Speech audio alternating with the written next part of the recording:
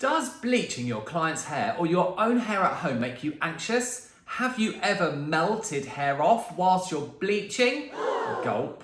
Well, this video helps to take the fear out of bleaching and explains exactly why that happens and how you can stop it from happening ever again. Hello and welcome to the world of Craig. Yes, that's me, I'm Craig, and this is my channel where we get into all things hair and sometimes a little bit of beauty. Bleaching. You've seen the thumbnail, you just saw the intro. It does seem to put the heebie-jeebies into a lot of people, but it really is quite straightforward. And in this video, I'm going to share possibly my biggest ever tip to say, and that's not clickbait, to safeguard you when you are either bleaching your own hair or the hair of your clients. It really is very simple, and it all comes down to energy. So before I can share that tip that's going to completely change your bleaching game and take away that fear, I need to share some of the bleaching process, what actually happens when you bleach hair. Now, we use ammonia to do that. One part of it is ammonia, and that's sodium or potassium persulfate. Cream, powder bleaches, they're all the same. You know, they're not all the same. They have variations on a theme, but they use those chemicals, and that's what, if you like, is removing the pigment from the hair. Then you have the peroxide, which is the catalyst it's an oxidant to that powder or the cream, you know, to the sodium persulfate, the potassium persulfate, and you mix the two together and there is an energy release. Those two things together help to raise the cuticle of the hair, the outer surface, the protective layer. It's not like a door, it doesn't open and close, but they swell the cuticle so that the ammonia can go in and it can disrupt the colour molecules in the hair, the pigment molecules, and then they basically lighten and get rinsed away from the hair when the bleach is rinsed from the hair. It's a process of oxidization, using oxygen from the air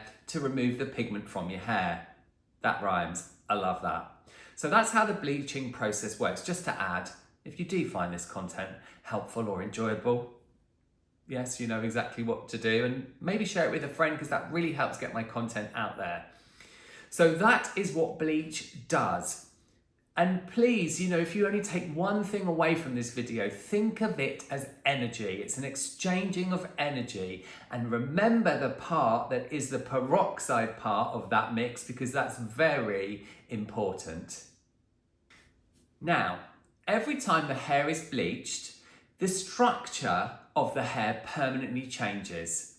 We can help that structure with things like K18. There's a whole playlist here on my channel. That would be my go-to as something that adds strength, not because I'm paid to say that, but I am an ambassador for the brand and I educate for them, and it's an amazing system, okay? There are other things as well that add strength to the hair, but more superficially.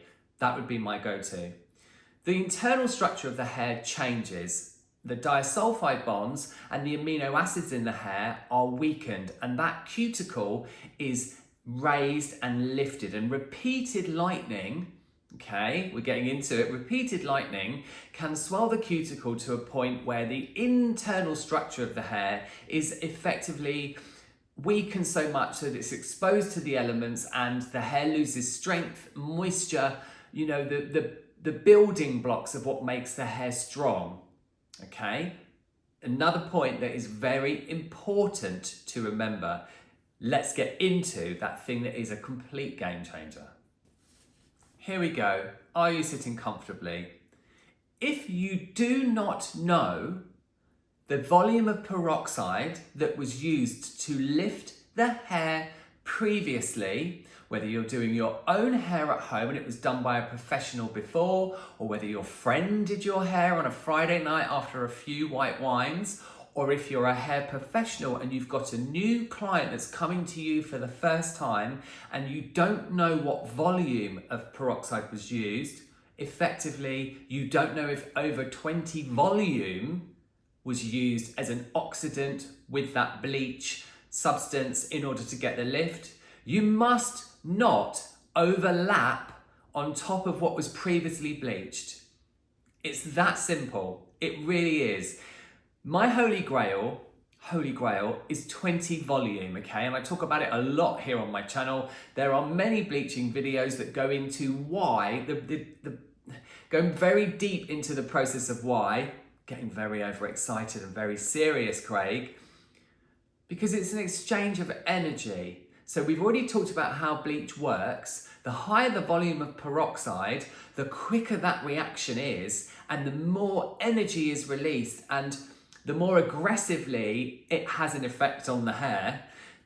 So if you're doing your own hair and it's been lifted previously with 30 volume, which I know a lot of people like, or 40 volume, goodness me, I know a lot of people like because they think it's better. It isn't. Watch the videos here on my channel. You still get the same lift with 20 as you do with 40. It just takes longer. Can't go into that because otherwise the video would be too long.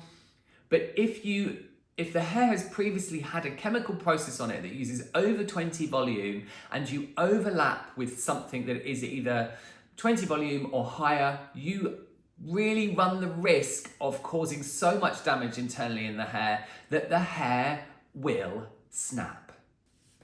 But what does this mean and how can you stop all of this from happening? Well, number one, it's really, really simple and very straightforward. And this is the reason that I thought about this whilst I was at the gym on the treadmill and wanted to make a video and share it with all of you. Number one is strand test. When I do a strand test, I do it on a new client that comes in for a consultation and a patch test. I don't cut off a piece of hair.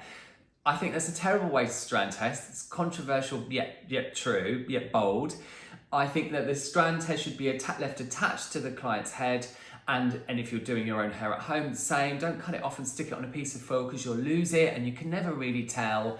Do get the client to come in for half an hour and pop some lightener on and just, however you've got to test it. If they're going to have a global lightener over what they've got already, then, obviously cover all of that. But if they're just having highlights, then you can bump it up to where the hair is already lifted, lots of miming, but you get my point. Do the strand test and leave it attached to the head. Strand testing is something I do on everybody whose hair I've never lightened before. I'm not going to lighten your hair if I haven't done a strand test and I've never done your hair before. Quite simple. So that's number one. Number two is a huge thing to watch out for: high lift tint. Yikes. I don't use it. I don't like it. It doesn't get me the lift I want. I have a very translucent, natural, gorgeous, shimmery aesthetic that I like when I'm doing lightening. High lift tint never really gets you there. And it also uses 40 volume peroxide. I have seen it many, many times here on YouTube. I've seen it, in salons that I've taught in with hairdressers saying that their clients' hair breaks because they use high lift tint and then they use a bleach highlight and then they pick out a bit of the high lift tint and then they put bleach over the top of it and that bit of highlight just comes off when they rinse them off. Goodness me. High lift tint is great, and if you want to use it, that's fine. I'm not saying don't use it, but it uses 40 volume, and it's also got ammonia in it, so the exchange of energy is very big. So you overlap that, and then you get breakage. It's simple because of that 40 volume peroxide. Remember that rule. 20 volume is key to not always, because if someone's hair is already very structurally degraded and you put 20 volume on it, it's gonna, you're gonna cause a lot more damage and it could cause breakage. But don't bleach over the top of something that you are unaware of what has been on the hair before. Before I say farewell, I want to share a scenario, a real-time scenario with you, just because it might be helpful for you. In one of my classes a few years ago in lovely Scotland, shout out to the lovely people. If you're watching this, you know who you are.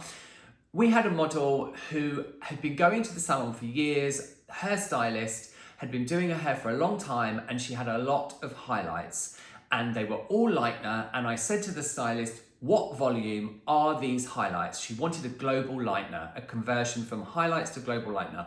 What volume are the highlights? Have they always been 20, never been above 20 volume? And she said, yes. She said, I start off with 10 volume here, and I really only ever use a little bit of 20 volume on the stubborn areas on the crown. And I said, great. And we converted that client slowly. It took 6 hours to a global bleach. We applied to the mid-lengths and ends first with 20 volume, mixed 1 to 2, and we applied plenty of product, lots of bleaching videos here on my channel. And then we went into the regrowth that last, once that had lifted to the level we wanted, we went into the regrowth with a 10 volume, 1-to-1 mix of lightener, and the result was beautiful. It was white. It was platinum white. They were a natural level 7.